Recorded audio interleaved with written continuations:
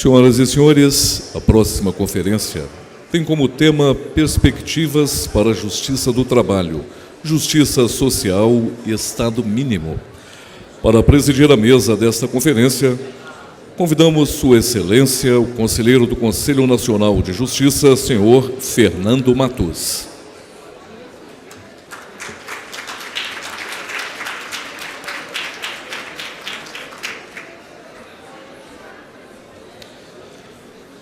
Convidamos ao palco o conferencista, advogado e professor da Unicinos, senhor Lênio Streck.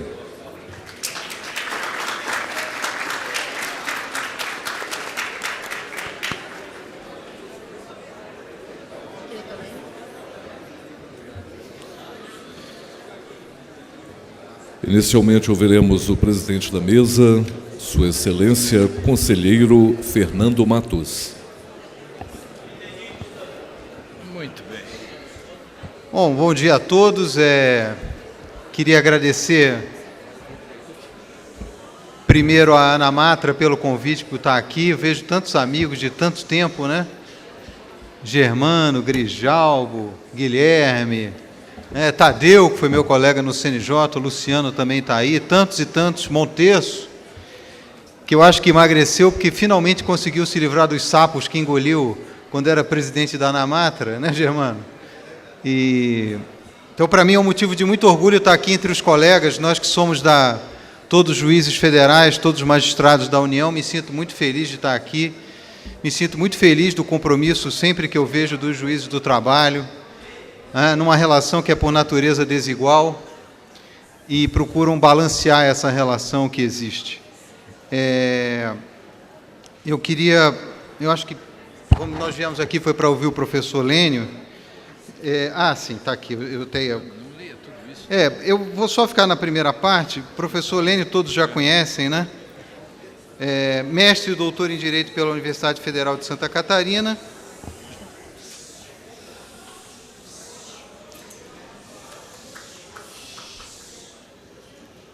Pós-doutor pela Universidade de Lisboa, professor titular do Programa de Pós-Graduação em Direito da Unicinos, na área de concentração em Direito Público, e professor permanente da UNESA, Roma III, da Faculdade de Direito da Universidade de Coimbra, da Faculdade de Direito da Universidade de Lisboa, membro catedrático da Academia Brasileira de Direito Constitucional, autor de várias obras, a quem eu passo a palavra para suas considerações. Muito bem, muito bom dia. Agradeço a presidência dos trabalhos do doutor Fernando.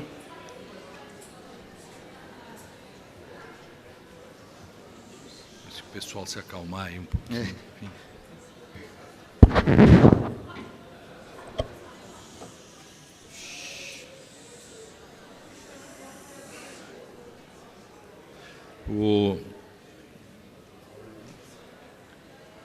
Quero saudar a todos a partir de dois ex-alunos meus, e o João Luiz, que é juiz em Piauí, e o Colucci, também foi meu aluno, e o Leonardo foi meio aluno, não me lembro bem, no PET, eu acho, Programa Especial de Treinamento. Saudar toda a diretoria da Ana Matra, Conamatra, tudo isso. Já estivemos em Montevidéu com o pessoal do Recife, foi uma coisa muito, muito bonita. Quero, portanto, saudar a todos, né, nesse auditório que, segundo a Polícia Militar, deve ter 300 juízes e assistentes, mas o Datafolha dá 450, então não se sabe bem quantos são. Sintam-se todos saudados também.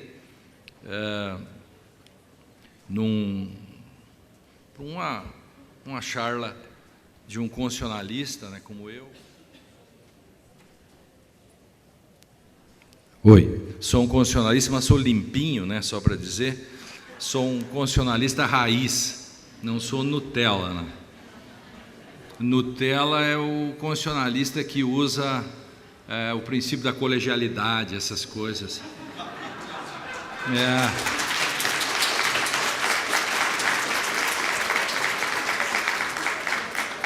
O Brasil gosta disso, né? Agora tem a música do Chico Buarque, né?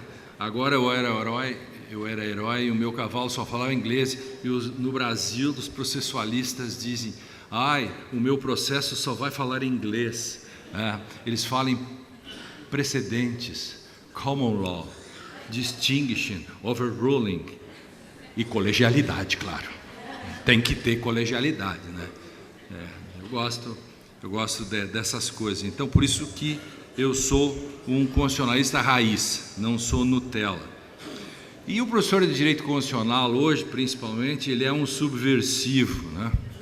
Ele é subversivo porque, se ele trabalhar um pouco de forma ortodoxa a Constituição, ele vai dizer coisas subversivas quando não se obedece à Constituição e quando, se ele fizer aulas ou pesquisas em direito seriamente e for acompanhado de mais de 4 pessoas, corre o risco de ser processado por obstrução da justiça, né?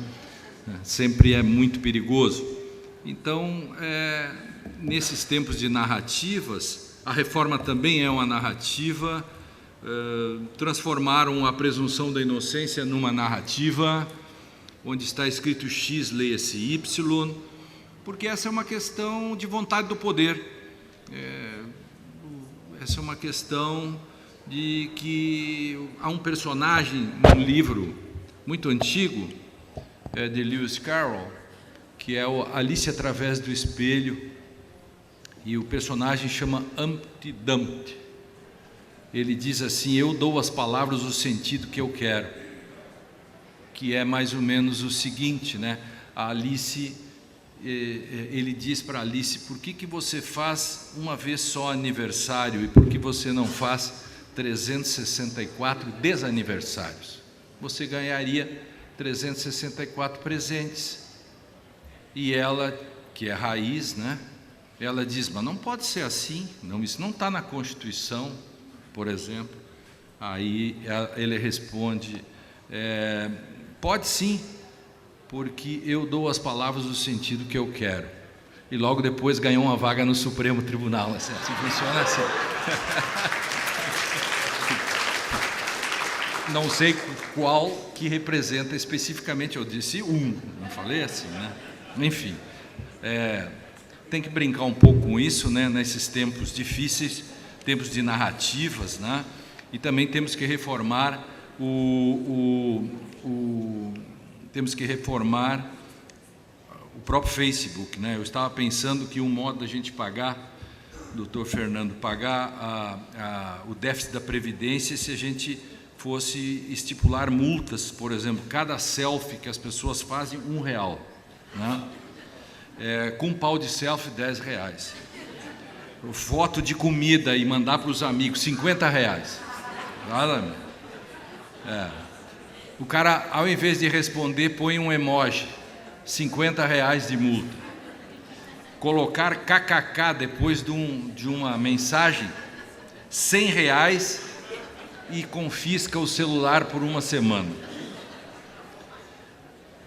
Cada mensagem gravada que você não vai telefonar para o seu amigo e fica num troço: estou mandando agora, e o outro responde: sim, pode ser. Por que não liga? Então nós criamos um tempo de narrativa, numa pós-modernidade, em que nós estamos transformando nossa linguagem em sinais, esquecendo que linguagem é mundo, quanto menos linguagem, menos mundo. Por isso estamos emburrecendo. Cada vez que a gente bota um emoji e não responde, ou cada vez que a gente manda uma gravação e não telefona, nós estamos perdendo linguagem, estamos perdendo mundo. E quem perde mundo deixa de ter mais saber e sabedoria. Ele só tem conhecimento. Informações. Informações não são conhecimento, conhecimento não são saberes, e saberes não são sabedoria. Então, antes de falar sobre isso, sempre é bom pensarmos nesses tempos duros de pós-modernidade, né? Se nós pensarmos assim um pouco, para trazer uma coisa da contemporaneidade, das coisas que acontecem, quem ler o dispositivo da reforma trabalhista, que aliás estará hoje, acho, na questão do Supremo Tribunal, na pauta, que é um dispositivo sobre os honorários e as custas, que deve ter sido feito por um gênio do mal. Não é possível que alguém tenha bolado um negócio que, se você não ganha assistência judiciária, você é condenado, e depois, durante 2 anos, o credor pode ficar buscando para ver se você acumulou. Ou seja, além de você perder, ainda você tem que ficar pobre, você está impedido. Então, isso é uma coisa que é de uma genialidade do mal, isso, né? Horrível, se diria, né?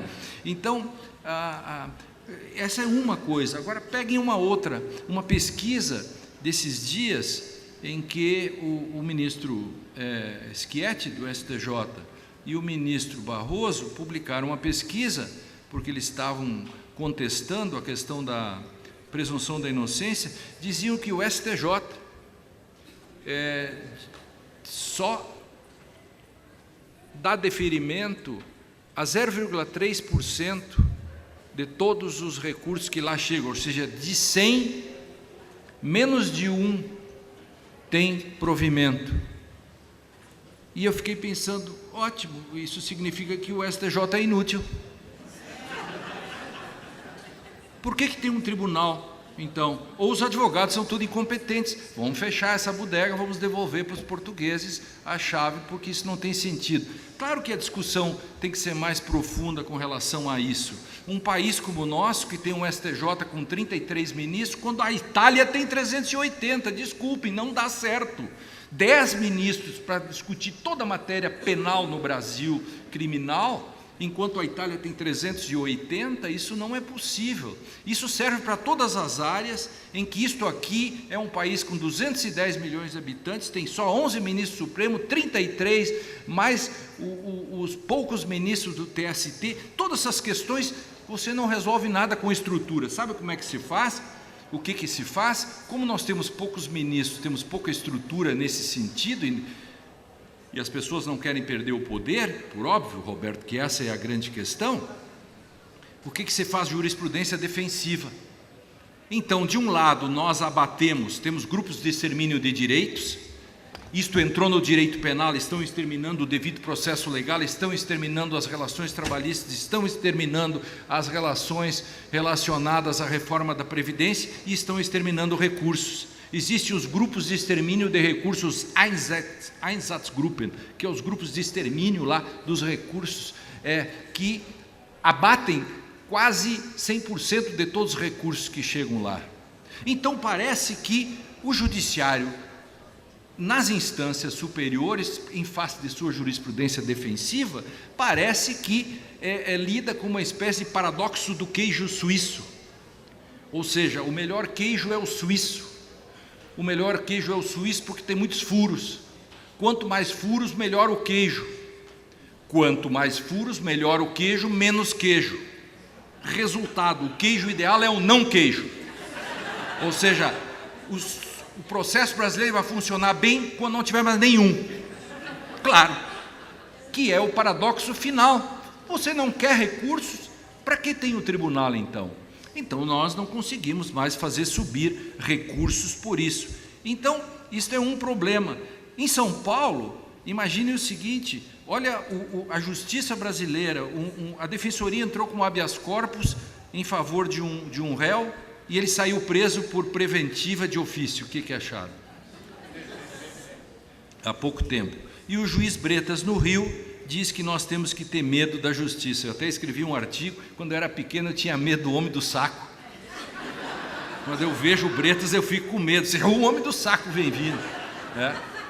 Eu acho que a gente não tem que ter medo da justiça não, temos que respeitá-la, né? Essa é uma questão muito forte. Então, quando a gente vê tudo isso, eu me lembro, e me lembrei agora de contar isso para vocês, muita gente já conhece essa história, mas eu sou do tempo do Hotel Glória.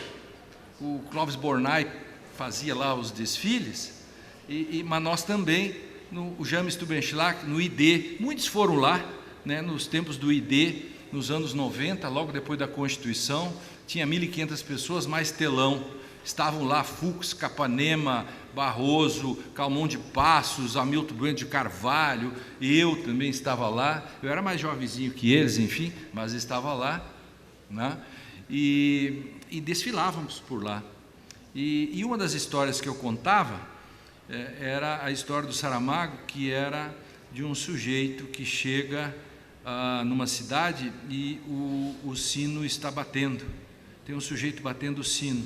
Aí ele pergunta para o cara, diz, por que é que ele está batendo o sino, que não é domingo, e se não for domingo, não se tem que bater o sino, ou quando morre alguém.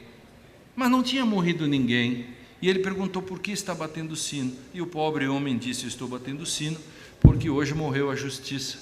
E ele conta a história de como ele perdeu suas terras em face de uma justiça injusta, etc. Daí a frase, la ley es como la serpiente, solo pica los descalços. E eu fico pensando, quando se vê as iniquidades que se praticam no Brasil e o modo como se quer tirar direitos, talvez este pobre homem do Saramago possa ajudar a explicar um pouco disso que nós estamos passando. Isso me faz lembrar também de minha relação com a justiça do trabalho. Trabalho vem de tripalium. Tripalium era um instrumento para ferrar animais. Tripalium é dor, né? Por isso que é trabalhador. A mulher entra em trabalho de parto. Trabalho é dor, nesse sentido, tripalium, né? Então tem um pouco de um texto que eu li um outro dia, em que a gente, quando vai falar sobre um assunto, se você mergulha nele, você consegue senti-lo muito mais. E cada vez que eu falo em relações de trabalho e justiça do trabalho, eu procuro mergulhar um pouco isso. Algo como uma história que eu inventei um tempo atrás, que é uma história que chama Sonoplastia no Cotidiano. Vocês sabem muito bem, isso passa com todos nós, que quando nós vamos num filme, a gente se emociona. Quando a gente está olhando televisão, a gente se emociona facilmente.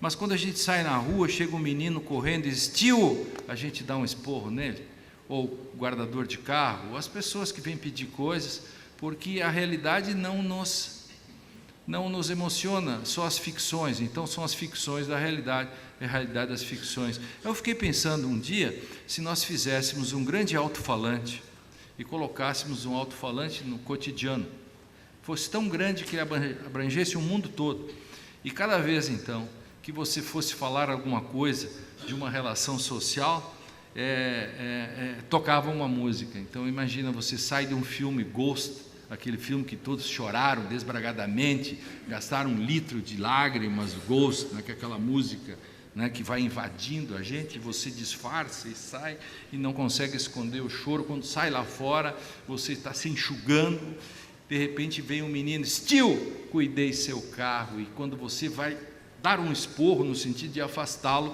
toca a música. Aquela música forte da Globo, da novela das 8. Aquela música forte assim. E aí sua mão começa a tremer, e uma lágrima começa a correr, fazendo tobogã nas rugas que o tempo já me deu, e aí você vê efetivamente que talvez a música faça com que você se dê conta que ali está o outro. Você mergulha na questão e vê que o outro, e aliás o outro vem do latim alienos, a alienação. Quando você é alienado, você não se dá conta do outro. Você se dar conta do outro é exatamente o grande modo daquilo que se chamou de relações intersubjetivas. Relações de terceira e quarta dimensões são exatamente as relações que encaixam da segunda dimensão, que são as relações da justiça do trabalho, com as relações sociais e relações de terceira, quarta dimensões, que fazem com que nós sejamos mais fraternos. Que esta é o legado da Revolução Francesa, né? Que liberdade, igualdade e fraternidade. Não adianta eu ter liberdade se eu não tenho igualdade, mas eu não posso, em torno da igualdade, sufocar a liberdade. Para eu atingir a fraternidade, eu tenho que ter liberdade e um grau elevado de igualdade, e para isso ter fraternidade. E exatamente esse desiderato da Revolução Francesa está toda dentro da nossa Constituição. O Brasil é uma república que visa erradicar a pobreza e fazer justiça social. Se você lê o artigo 3º, você vê esculpido em Carrara as promessas da Revolução Francesa. Mas eu quero dizer que, mergulhando nisso, quando eu falo em justiça do trabalho, eu me lembro que, quando eu era pequeno, eu não tinha fé, eu odiava férias, porque nas férias tinha que trabalhar 2 períodos, porque enquanto eu tinha aula eu trabalhava só meio, e nas férias tinha que trabalhar 1, então eu era o único que odiava férias nesse sentido. Aos 16 anos, eu fiz, depois de trabalhar em oficina mecânica, sem justiça do trabalho, sem nada para me proteger, eu fiz concurso para professor municipal, dava aula para 5 turmas assim, 5º, 4º, 3º, assim eu estudei também na minha escolinha do interior, e aí eu levei, numa infelicidade, eu levei um tiro numa confusão num bar, e fiquei, por milagre eu escapei, e fiquei meio ano, e só com um balão por causa do pulmão, porque a bala pegou o pulmão. Depois de um ano parado, eu voltei para trabalhar e ninguém me ajudou, não tinha justiça do trabalho, não tinha nada, e eu fui embora da cidade, eu perdi o emprego e tive que começar tudo de novo, e o meu cargo de professor ficou lá, e eles me tiraram, eu não ganhei sequer a indenização, não tinha ninguém por mim, porque não se tinha nada, eram tempos muito difíceis, corria o ano de 1973, era um tempo muito difícil nesses tempos. Eu passei no Ministério Público, chego em Itaqui e eu acabei fazendo Justiça do Trabalho, porque na época não existia Justiça do Trabalho lá, eu fazia todas as homologações e fazia aqueles cálculos que eu aprendi a fazer, porque normalmente os cálculos eram mal feitos e, portanto, tinha que se fazer. Muitas vezes eu tive que fazer algumas arbitrariedades que eu nunca faria mais de novo, por algumas questões, de mandar uma intimação ou mandar o oficial de justiça trazer o fazendeiro que não queria pagar os direitos trabalhistas, mas são coisas desse modo que um país vai avançando, e hoje Itaqui tem já Justiça do Trabalho. Então, toda essa questão do tripalium, né, daqueles dias em que você tem que pegar 2 ônibus aí ao trabalho, e odeio o domingo à noite. Nunca vocês odiaram o domingo à noite, porque tem que trabalhar no dia seguinte? Eu odiava o domingo à noite, odiava o Fantástico, odiava aqueles programas, porque segunda tinha que levantar às 6 da manhã, pegar 2 ônibus para ir para a fábrica. Foi naquele período que eu perdi meu emprego de professor, ninguém me protegeu, até hoje está pendurado, né, já obviamente prescreveu, e então essas coisas. Então a Constituinte, logo depois, resgata, né, as promessas da modernidade. Por que nós colocamos essas promessas incumpridas na Constituição? Por causa do segundo pós-guerra, porque o direito havia fracassado. O direito fracassara total. Houve uma repactuação e se deram conta, e a Europa é o locus privilegiado disso, de que a democracia se teria que fazer com e pelo direito. Então o direito começa a ter um grau de autonomia. Vejam que é tão importante o grau de autonomia do direito, é que ele tem que resistir ao assédio dos seus predadores. Uma reforma trabalhista é um predador que ataca o direito. Aí você precisa ter um atirador de elite que segura a conquista já dada.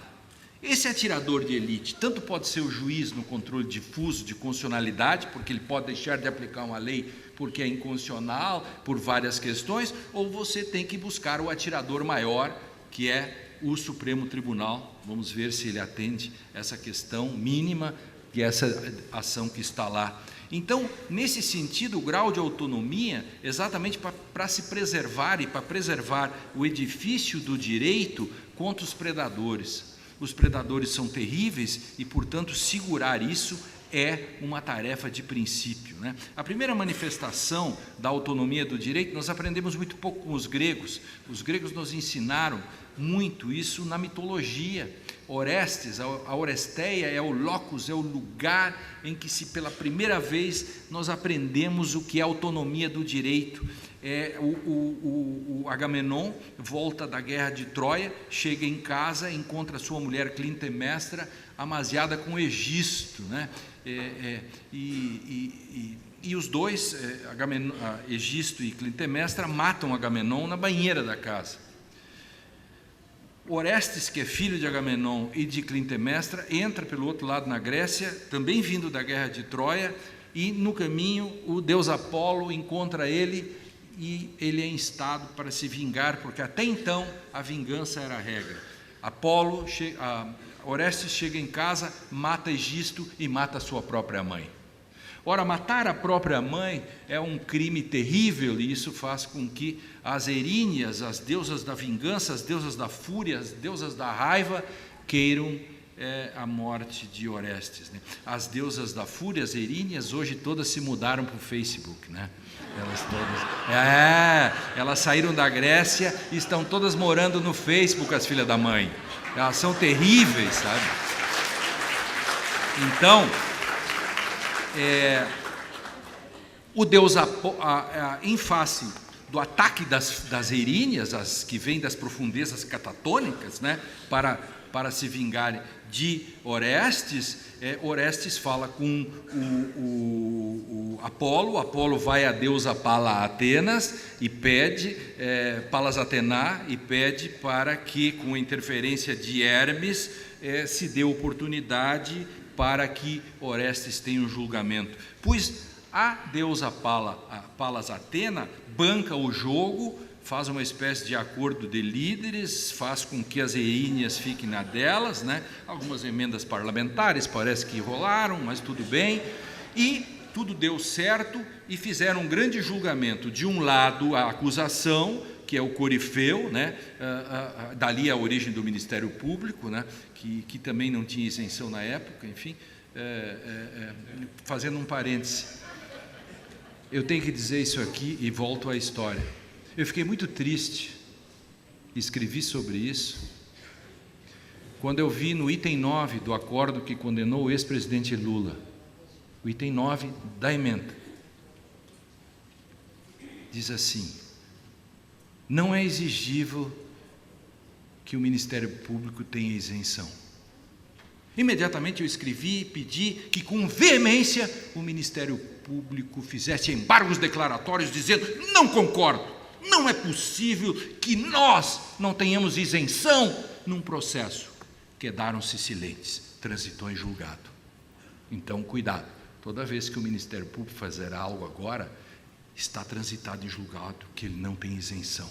O que contraria o Estatuto de Roma, contraria o Código de Processo, contraria a ONU e o próprio Código de Processo Penal alemão, que foi a origem para que o Estatuto de Roma, dizendo: quando o Ministério Público ele investiga, ele tem que investigar também a favor da defesa e não se comportar parcialmente. A imparcialidade está exatamente nesse ponto. Eu fiquei muito triste, com 28 anos do Ministério Público, sempre me portei nesse sentido de que o Ministério Público, por ter as mesmas garantias da magistratura, deve portar-se como um magistrado, como um isento, e não um agir estratégico. Se o Ministério Público agir do mesmo modo,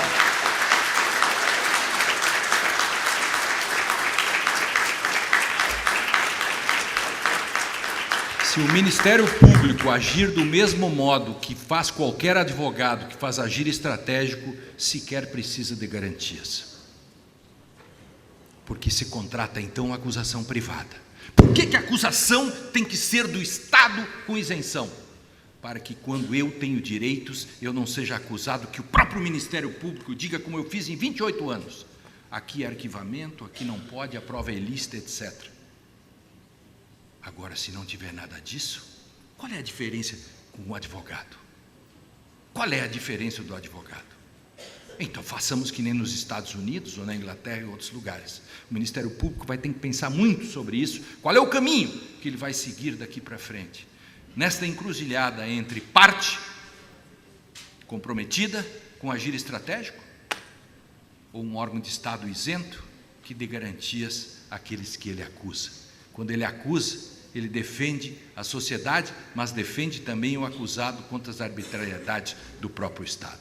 Isso dizia já o príncipe dos promotores, lá nos anos 50, que era o Haroldo Valadão. Haroldo Valadão eu recitei na minha prova de tribuna. Quando eu fiz a prova, eu recitei Haroldo Valadão, que dizia isso que eu disse agora. Ele disse isso nos anos 50. Não tinha nada de garantias para o Ministério Público, não tinha nada. E ele já dizia: Ministério Público, entre todos os poderes, é aquele que se coloca acima deles para garantir, inclusive, o réu contra as arbitrariedades do próprio Estado. Esta é uma lição que eu gostaria que o Ministério Público levasse em conta. Volto, de um lado está o Corifeu, do outro lado está Apolo, mal de advogado, fazendo a defesa do nosso Orestes. Resultado final, 5-5. Votação secreta. Absolvido. Indúbio pro réu. O primeiro indúbio pro réu da sociedade. Qual é a moral da história?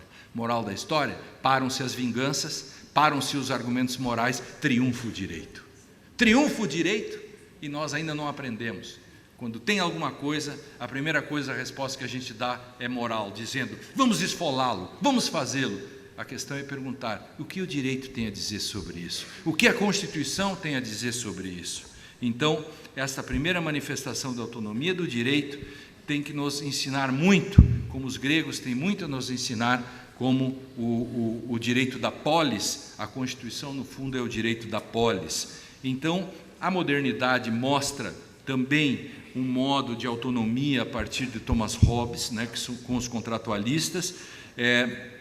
Depois vem o constitucionalismo liberal, e aí vem depois o constitucionalismo social, e nós chegamos, né, atravessando o século XIX, chegamos à República de Weimar, ao constitucionalismo social, onde estão todos os direitos sociais. A Constituição de 1949 da Alemanha não tem rol de direitos sociais, mas a de 19 tinha. A de 19 sabia que tinha que fazê-lo, como a Constituição de México, embora não tenha dado certo. Ali, o rol de direitos fundamentais, o rol de direitos sociais que nós temos na nossa Constituição, são exatamente o modo de trazer para dentro da Constituição aquilo que nós sabíamos que os poderes não cumpririam. Precisávamos colocar isso na Constituição para que pudéssemos depois buscar o cumprimento a partir da importância do judiciário em fazer jurisdição constitucional, fazer ali usar o poder judiciário para que ele pudesse ajudar a implementar, nesse caso, as promessas da modernidade. Nesse sentido, um autor como Hermann Heller, lido hoje, sozinho derrotaria toda a reforma trabalhista. Sozinho se pegaria Hermann Heller, é um livro que a gente leu em 1980 e poucos, é dali que surge a noção de força normativa da Constituição. Antes de Hesse, antes de todos esses, Hermann Heller. Aliás, foi Hermann Heller que foi o advogado do Estado da Prússia contra a intervenção feita em 1932 pelo Reich, pelo Hindenburgo, que no ano seguinte cai, Hitler assume, pois quem defendia o Reich era Carl Schmitt. Carl Schmitt ganhou, Hermann Heller perdeu, o mundo perdeu. Hoje, a Constituição não pode perder simplesmente para argumentos predatórios. O custo disso é muito alto, Quando nós temos uma Constituição, no Brasil nós estamos acostumados a fazer uma coisa que não se dão conta, porque as faculdades de direito viraram um rebotalho de imbecis e ignorantes e reacionários, em que os meninos e meninas cada vez mais pegam a Constituição e fazem um desdém total. Não sei como é que nós formamos tantos analfabetos funcionais por esse Brasil lá fora, e tantos reacionários, tanta gente conservadora, sabe? Tanta gente que começa a ter raiva das pessoas, que não consegue fazer uma discussão, né? por trás disso tudo está a crise do próprio ensino jurídico, a crise que se estabeleceu no ensino jurídico, os concursos públicos que viraram quiz shows, em que passam muito mais aqueles que são bem treinados do que aqueles que de fato refletem sobre a realidade. Ninguém é filho de chocadeira. Tudo o que está aí hoje é resultado, como diria Nelson Rodrigues, de muito esforço de todos nós. Todos nós nos esforçamos muito para chegar nisso que está aí, não tenha dúvida nenhuma com relação a isso. Por isso, nesse sentido, se criou uma tese no Brasil que está baseada no século XIX. Jelinek e Laband faziam uma espécie de dualismo metodológico. Sob o pretexto de enfrentar o positivismo exegético, eles usavam um dualismo. De um lado existia uma realidade e do outro lado a normatividade. Então, como a normatividade não atingia, não conseguia abarcar as especificidades da realidade, eles passavam a realidade por cima da própria normatividade. Eles chamavam isso lá no início de mutação constitucional, parece uma ironia, né? Chamavam isso de mutação constitucional, isto é, a realidade é mais forte do que a Constituição. Engraçado, hoje, quando a gente olha nos jornais e vê os julgamentos e assiste os julgamentos, volta e meia aparece essa questão, mas o povo está exigindo, a realidade está exigindo. Gente, a Constituição é um remédio contra maiorias. A Constituição foi feita exatamente para evitar esse dualismo. Se há um contraponto entre a realidade e a Constituição, não se mude a Constituição, desculpe, ela é um pacto originário, mude-se, faça-se aquilo que a Constituição determina. Se a Constituição diz que o Brasil é uma república que visa erradicar a pobreza, fazer justiça social e tem tais direitos, você tem dois caminhos, você faz cumprir ou assiste a derrocada do texto com o dualismo metodológico, fazendo com que a realidade valha mais do que isso. Essa é uma questão básica que os alunos tinham que aprender no primeiro ano da faculdade. Não, hoje eles aprendem teoria política do poder. O professor chega na sala de aula e dá palpite. Palpite sobre política, sobre tudo. Ensinar direito, não. Não, direito não, isso é uma coisa muito velha. Hoje o professor mesmo, que é um subversivo, tem que chegar e dizer assim, meus alunos, se me dão licença, eu vou falar sobre direito. Posso?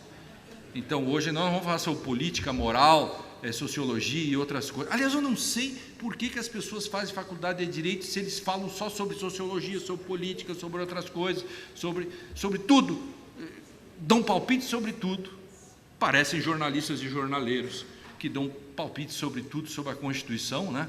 Mas em vez de exatamente estudarem Direito. Então, nesse sentido, é um processo de resistência constitucional que deve ser feito. A luta de Hermann Heller, por exemplo, faz com que nós possamos invocar hoje, e seria muito importante, todos os senhores sabem que existe, e que discutimos isso há tantos anos atrás, que é o Acórdão 39/84 do Tribunal Constitucional de Portugal. Isso deve ser de conhecimento de todos e é um instrumento importante, tão importante que, pegando a força normativa do Heller, eu nem vou pegar os autores mais contemporâneos, eu fico com o grande clássico Hermann Heller, que fazia toda a sua luta com os positivistas de então, naquele momento. Hermann Heller fazia, às vezes, o enfrentamento com a força normativa da Constituição, e inclusive enfrentando a teoria integrativa do Rudolf Schmendt e outros. Interessante é que lá em Portugal, em 1983, por aí, 84, o regime parlamentarista, semipresidencialista, enfim, quem tem a maioria acaba tendo o governo, e quem tem o governo tem maioria, logo, se ele quer modificar algo, ele pode fazê-lo. E uma das teses de então era muito parecido com as teses do Temer, que era fazer enxugamento e tirar direitos. E não é que, de fato, a maioria então do partido do PSD, conservador naquele momento, estou falando lá dos anos 80, entra, faz um projeto de lei e retira, extingue, ela anula toda a lei de acesso à saúde, que é uma espécie de SUS português. O presidente, que era do Partido Socialista, que tem o poder de entrar com uma ação direta de inconstitucionalidade, só que é preventiva, entra e pede a inconstitucionalidade de toda a lei. Isto é um acórdão magnífico, que serve exatamente para discutir todas as questões que os senhores estão discutindo. Aí, o que discute o Tribunal Constitucional? Por maioria de votos diz: depois que o Estado Social e Democrático de Direito da República Portuguesa realiza aquilo que está na Constituição, mesmo que não totalmente, nenhuma maioria eventual discordante pode provocar retrocesso social. E olha que nem precisaram fazer prognose. Hoje, João Luiz, agora que eu estou vendo o João ali, hoje, quando a gente vê o desemprego que aumentou com uma lei que era para aumentar o emprego, você poderia simplesmente fulminá-la com aquilo que os alemães chamam de prognose. Uma lei sem prognose, que provocou o contrário do que queria. Segundo, o retrocesso social, porque a lei piorou, a lei que é para melhorar, acabou piorando. Pior ainda é exatamente conspurcar os dispositivos. Então veja a importância da jurisdição constitucional. Vejam a importância da jurisdição, a importância que cada juiz acaba tendo no controle de constitucionalidade desta lei e de tantas outras, e serve para todos os ramos do direito. Então, há o novo e há o velho nessa questão. O que ocorre? Nós acabamos hoje voltando ao século XIX, início do século XX, sempre com esta discussão entre realidade e normatividade. E com isso, nós abrimos mão da Constituição em nome de argumentos como a voz das ruas, a realidade, a questão de que vai quebrar, etc. Quando fizeram a lei das empregadas domésticas, também se dizia que o Brasil iria quebrar, sem dúvida. Quando também extinguiram a escravidão, havia um discurso, tinha um traficante de escravos que estava indignado, dizia: temos que moralizar urgentemente esta venda de escravos. Realmente, essa questão então já se punha. Então, claro que colocar a normatividade versus a realidade é dar chance a que você destrua, ou conspurque, ou faça uma erudição, torne erudido, torne fraco o texto da Constituição. Se diz por aí: há direitos demais. Vejam, gente importante da República, o professor José Eduardo Faria, dia desse eu fiz um texto, tudo que eu estou dizendo aqui eu já escrevi, portanto não tem problema.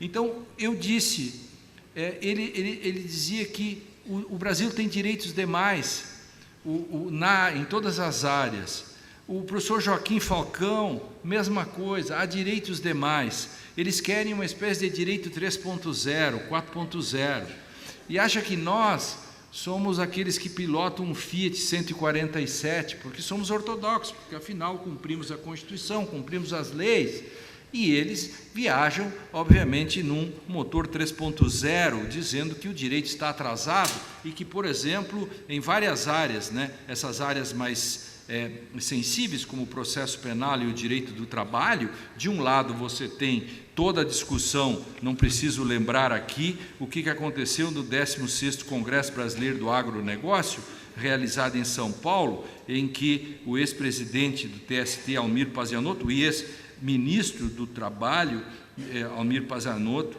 disse que o Brasil, e também estava lá o grande filósofo contemporâneo, William Wack, e estavam todos reunidos, dizendo que a justiça do trabalho atravanca o agronegócio, palavras de Almir Pazianotto. O Wack disse que a justiça nunca deveria ter existido Também Walter Schalka disse que tinha que extinguir imediatamente a Justiça do Trabalho, e todos elogiaram a reforma trabalhista e lamentaram que ainda não tinham sido extintos a própria Justiça e o próprio Ministério do Trabalho, ou seja, eles querem mesmo é tirar a água fora suja com as crianças dentro, né? Pazianotto foi mais longe, dizendo que os artigos 6 e 7, que tratam malditamente dos direitos sociais e trabalhistas, deveriam ser extirpados da Constituição. Foi um erro lá estarem, disse ele. Nem é necessário falar do resto, como a proposta de que empresários deveriam apoiar a nomeação do ministro do TST. Deveriam, é bom.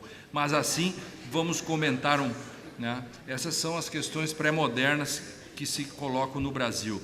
Por isso, também o próprio ministro Luiz Roberto Barroso, que eu tenho certeza hoje dará um belíssimo voto julgando inconstitucional esse dispositivo que fala do sujeito que, no acesso à justiça, não preciso explicar, mas ele talvez hoje vá se redimir por causa disso que ele disse aqui. Inclusive, estou aqui dizendo que tenho certeza de que ele dará um belíssimo voto, se for julgado hoje, se for na semana que vem, falando muito sério, porque ele dará um belíssimo voto, e falei hoje para o Colucci, anotamos, fizemos um envelope fechado, botei, inclusive, o meu palpite sobre essa votação.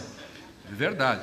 E ele disse, então, nesse momento, eu estou falando sério, sem blague, há um excesso de proteção do trabalhador no Brasil, onde se concentrariam 98% das reclamações trabalhistas, etc. Claro que isso já foi contestado, etc. Mas eu quero dizer que isto é simbólico. Quando o ministro do Supremo diz isso, e aí um ex-ministro do Trabalho, eu quero dizer assim, se você soma tudo isso, você cria um clima para os detratores poderem cair muito mais fortemente em cima daquilo que já está fragilizado em face de uma velha questão. Nós estamos trabalhando com são duas áreas mais delicadas. Uma é um direito penal que tem 750 mil presos. E, de outro lado, você tem uma relação capital-trabalho, em que, de um lado, você tem uma sociedade estamental ainda, com estamentos, e é difícil lidar com estamentos, e, do outro lado, você tem uma relação de ampla exploração, ainda com trabalho escravo, etc. Se você soma tudo isso, as pessoas que têm que lidar com isso estão sujeitas a muitas pressões e têm que estar muito fortes para atravessar esse Rubicão. Acho que a Justiça do Trabalho passa por um desafio muito grande no enfrentamento disto que é esta reforma e tudo que vem por aí, tem que estar muito forte e tem que estar munido com a arma que tem, que é a jurisdição constitucional. A jurisdição constitucional é o modo como se faz valer a Constituição contra os argumentos de dualismos que antepõem ou contrapõem a realidade, que não se sabe o que é, porque sempre é como se as pessoas tivessem um realômetro. A realidade social, você já encontrou a realidade, por exemplo, muito bom dia, eu sou a realidade, uma coisa metafísica, ou como o Estado? Não, o que é a opinião pública? A mesma opinião pública que diz hoje alguma coisa, amanhã ela diz diferente. Então, aí tem um problema paradoxal. Se o judiciário deve ouvir a opinião pública, por que ele precisa existir? Porque se tem razão a tese, não tem razão. Porque o judiciário serve exatamente para fazer o filtro entre a opinião pública e a Constituição e as leis, para fazer o fit, a aplicação. É isso, para isso serve o judiciário. Agora, se plebiscitariamente ele vai votar segundo a voz das ruas, ele pode ser substituído pela voz das ruas. Entendeu? E ainda pouparia o auxílio moradia. Desculpa a brincadeira. Só para brincar um pouco, né? Foi simpático. Foi simpático. Porque a voz das ruas não precisava, está entendendo? É a mesma coisa que eu faço. A mesma coisa que eu faço com o porteiro lá da universidade. Quando tem um caso complexo assim, eu pergunto para o porteiro. E o porteiro, ele diz se é justo, isso é injusto e tal. Aí eu leio algumas decisões que dizem assim, isso é justo, isso é injusto. Mas então por que não contrata o porteiro? Sairia mais barato. O juiz decide conforme a Constituição e as leis. Senão, o taxista sempre tem uma opinião sobre o assunto. Ou o Merval Pereira. Entendeu? Ou o Merval, o Camarote, né, que são os grandes filósofos contemporâneos. A filósofa contemporânea Eliane Cantanhede. Sim, sem dúvida. Então, essa questão de um direito hoje 3.0, que de um lado isso, que é esse imaginário que eu apresentei aí, desse agronegócio, de como foi feito, e do outro lado, você tem uma espécie de... Você tem, de minha parte, por exemplo, uma luta ortodoxa com relação à Constituição. Então, essa moda de que o direito só fala inglês e etc., trazida aqui para o Brasil, num sistema de romano-germânico, é uma questão que deve ser olhada com muita cautela. E sempre lembrando que nós estamos sob a égide de uma Constituição compromissória, uma Constituição que sou uma espécie de jurássico da Constituição, eu ainda acredito na Constituição como força normativa e até mesmo num dirigismo constitucional. Eu me lembro, eu estou publicando agora um livro, Os 30 anos da Constituição e os 30 maiores julgamentos. Sim, tá, vai dar certo. Para a Polícia Militar faltariam 7 minutos. O Datafolha diz que falam 4, então eu não sei.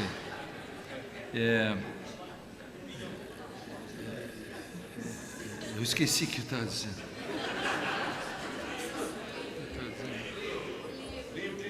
O livro 30 anos e uma radiografia, e eu faço uma apresentação em que eu lembro do primeiro controle de constitucionalidade que eu fiz no dia 6 de outubro de 1988. Eu fiz o meu primeiro controle difuso de constitucionalidade. Na época, os mais velhos sabem o que era o processo judicialiforme, que era o que o delegado fazia às vezes de juiz, promotor, delegado, tudo junto. Eu recebi aquilo, eu olhei a Constituição e vi que aquilo já não era mais recepcionado. E propus, o juiz, depois de muito esforço, aceitou e nós extinguimos os processos judicialiformes e o Ministério Público passou a ser o dono da ação penal. Eu faço uma retrospectiva de toda a história do direito brasileiro, desde aqueles primeiros tempos difíceis, porque nós mesmos tivemos muitas dificuldades para sacar o que era uma Constituição, porque eu não tive direito constitucional na faculdade. Eu estudei, quando eu entrei na faculdade, no mesmo ano que eu entrei, fecharam o Congresso Nacional, fecharam o movimento estudantil, foi em 1977. Então, nós não tínhamos nem disciplina de direito constitucional. Nós ficamos órfãos disso. Quando veio o novo, nós passamos a olhar o novo com os olhos do velho. E aí passamos ainda algum tempo, muito. Eu me lembro que eu viajava pelo Brasil todo com um mantra. Eu usava um acórdão do Tribunal Constitucional da Espanha, em que o Tribunal Constitucional, em 1981, determinou aos juízes, porque a Constituição de 78, o tribunal fez um acórdão, um misto de irônico, de sarcasmo e realidade, em que ele disse assim: todos os juízes espanhóis são obrigados a cumprir e aplicar a Constituição da Espanha. Eu brincava com isso, saía como um mantra, dizendo: olha, vamos cumprir a Constituição. E aí usávamos todos os mecanismos do Ferraioli, etc., para dizer que uma lei só é lei se ela for constitucional. Enfim, nós tínhamos muitos modos de fazer tudo isso. E eu pensei, consegui conseguimos construir muitas coisas, e esse livro mostra um pouco de uma radiografia do Supremo Tribunal em todas as áreas possíveis e imagináveis, em 30 casos, para tentar mostrar um pouco da trajetória de alguém que hoje já não sou nem palestrante, mas já sou testemunho, porque participei dos grandes debates, grandes eventos, todos os grandes eventos que se fizeram no Brasil nesses 30 anos, eu estava presente, estava nas grandes questões, estava no fogo dos acontecimentos, o dia que o juiz Sérgio Moro divulgou de forma ilegal as gravações da ex-presidente. Fui o primeiro a fazer uma entrevista para a BBC de Londres, exatamente para mostrar que aquilo era irregular, e eu dizia então: isto vai decretar a queda de um presidente da República, um ato de um juiz de forma ilegal, e dito e feito. Fiquei preocupado com as minhas profecias a partir de então, porque eu acertei, eu queria acertar assim na loteria, né, e não consegui. Então, nesse sentido, quero dizer a todos que um juiz, isso faz parte da minha teoria da decisão, um juiz só pode deixar de aplicar uma lei, e esse é o compromisso ortodoxo de quem é juiz. Um juiz só pode deixar de aplicar uma lei em 6 hipóteses. Isto quer dizer que, portanto, o juiz não é uma alface, o juiz não é um boca da lei. Isso é uma questão falsa, atrasada. O juiz pode deixar de aplicar a lei em 6 hipóteses. A primeira é quando a lei for inconstitucional, que eu fiz a primeira vez já em 6 de outubro de 88, quando ele estiver em face do controle difuso ou concentrado, aí os tribunais. Segundo, quando ele estiver em face de uma discussão entre texto e norma, se faz muito pouco, né? E esta reforma caberia várias vezes uma Verfassungskonforme Auslegung, que é uma interpretação conforme a Constituição. Outro modo é uma nulidade parcial sem redução de texto. Há vários casos, eu escrevi algumas colunas no Conjur, mostrando como se poderia usar a Teilnichtiger Erklärung ohne Normtext reduziram, que é a nulidade parcial sem redução de texto. Também a quarta hipótese, quando se está em face de um processo de antinomias, nas clássicas antinomias, a nulidade parcial com redução de texto. Aliás, o Procurador-Geral da República propõe uma nulidade parcial com redução de texto em vários dispositivos que falam agora da questão do pagamento de custas, etc. Ali há vários cortes, como se fez na PEC da Bengala também.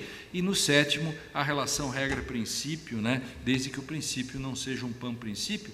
Dentro dessas 6 hipóteses, se você aplicá-las, você tem certeza que em mais de 90% dos casos você não estará sendo arbitrário, você estará sendo democrata, você está aplicando o ordenamento jurídico. O resto da teoria da decisão não vou contar aqui, quero encerrar cumprimentando a todos e dizer, hoje também estão discutindo foro privilegiado. Então, hoje, quando nós temos, como eu brinquei antes no início, os juízes decidem de um modo, decidem de outro, tudo é complexo, às vezes o inferno está cheio de boa vontade. Agora o TRF4 decidiu que crianças também já podem provar tempo de serviço e que o INSS deve facilitar. Num país de fraudes como o nosso, eu fico imaginando já as indústrias de ações que vão cair na Justiça Federal para provar trabalho de menor de 14 anos e que, sob o pretexto de se querer fazer algo, já vai se incentivar coisas que há muito já tiveram problemas seríssimos, que a Justiça Federal, olhando às vezes somente para a mão ou alguém, com uma decisão às vezes frágil, aposentam pessoas com serviço, com tempo de serviço, a ponto de eu conhecer pessoas que com 38 anos provaram 7, 8 anos de trabalho de agricultor, quando eram pequenininhos, somando tudo isso, com 38 já estavam aposentados. Com os meninos agora que foi feito isso, eu espero que isso seja corrigido, porque de fato pode ser a melhor das intenções, mas a melhor das intenções, às vezes, pode trazer sérios problemas, fica deletério.